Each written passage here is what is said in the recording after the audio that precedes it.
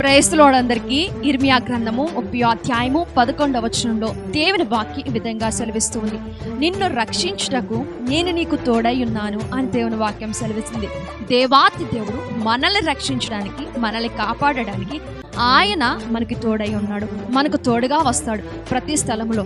యాకోబుకి ఏ విధంగా అయితే తోడై ఉన్నాడో, యాకోబు వెళ్ళిన ప్రతి స్థలములో దేవాతి దేవుడు అతనికి తోడై ఉండి అతన్ని రక్షిస్తూ ఉన్నాడు. ప్రతి పరిస్థితి నుండి, ప్రతి ఒక్క ఇబ్బంది నుండి, ప్రతి ఒక్క కష్టం నుండి యాకోబును దేవాతి దేవుడు రక్షించిన దేవుడు ఈ దినం మన జీవితంలో కూడా మనల్ని కూడా ఆయన మనకు కూడా తోడై ఉండి మనల్ని కూడా ప్రతి విషయంలో మనల్ని రక్షించడానికి ఆయన మనకి తోడుగా ఉన్నాడు.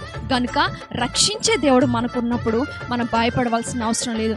ఆయనే మనకి తోడై ఉండి ప్రతి విషయంలో మనల్ని రక్షించి, మనల్ని కాపాడి, మనల్ని నడిపించును గాక.